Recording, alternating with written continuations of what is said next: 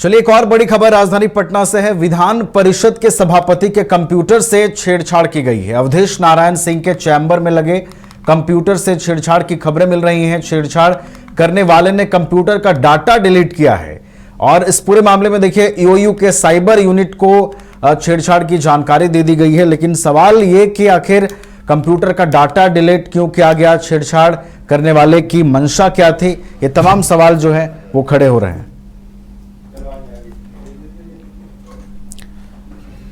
तो एक बार फिर से इस खबर पर हमारे साथ हमारे बिहार संपादक एसके राजीव जी बने हुए हैं, उनके पास चलेंगे।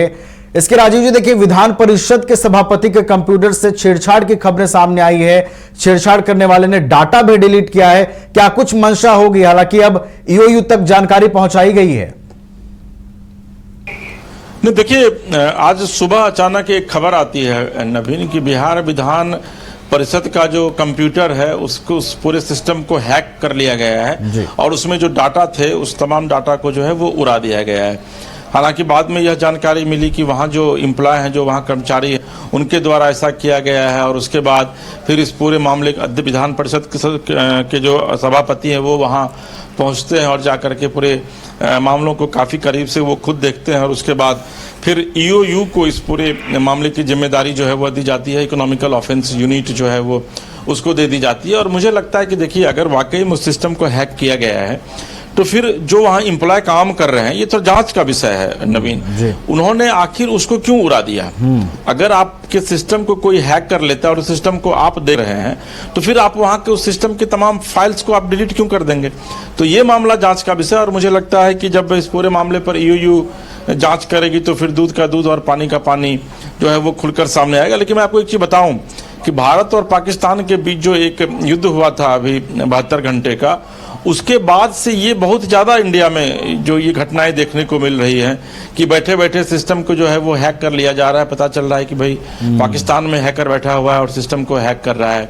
अभी मैं आपको बताऊं रिसेंट की कल ही आज तमाम अखबार ने उसको लीड भी लिया। कल हम लोगों ने उस खबर को ब्रेक भी किया था कि एक डॉक्टर दंपत्ति थे, पीएमसीएच से रिटायर किए थे, उनके अकाउंट से 2 करोड़ रुपए जो है वो उड़ा लिया गया। आज से कुछ दिन पहले 3 करोड़ रुपए एक प्रोफेसर थी महिला, उसके अकाउंट से ले लिया गया था। तो इस तरह की घटनाएं जो वो काफ़ी सामने आ रही हैं। और ये जो पीएमसीएच में जो घटना घटी है डॉक्टर के साथ, उसके विषय में आज मैं देख रहा था कि 5 अकाउंट में वो पैसे गए हैं और वो तमाम अकाउंट्स को जो है वो खंगाल रही है जो ईओयू की जो टीम है उसको।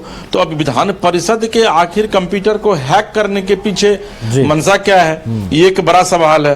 और अगर वाकई में उसको हैक किया गया है तो फिर वहां जो एम्प्लॉय थे उन्होंने तमाम डाटा को डिलीट क्यों किया, ये भी एक बड़ा सवाल है। तो विधान परिषद के जो एम्प्लॉय, जो कर्मचारी हैं, वो फिलहाल अभी सवालों के कटघरे में आ गए हैं और इस पूरे प्रकरण के बीच जो है जांच का जिम्मा विधान परिषद सभापति ने ईओयू को दे दिया है, जो आने वाले दिनों में यह खुलासा करेगी कि वाकई में पूरा मामला आखिर है क्या। चलिए, तो ईओयू को जांच का जिम्मा दिया गया है। कई गंभीर सवाल इस छेड़छाड़ की घटना ने खड़े किए हैं। देखना है कि क्या कुछ इस पूरे मामले में सामने आता है। ईओयू की जो टीम है कौन सी जानकारियां इकट्ठा करती है। बहुत बहुत धन्यवाद एसके राजीव जी आपका हमारे साथ जुड़ने के लिए, तमाम जानकारी हम तक पहुंचाने की।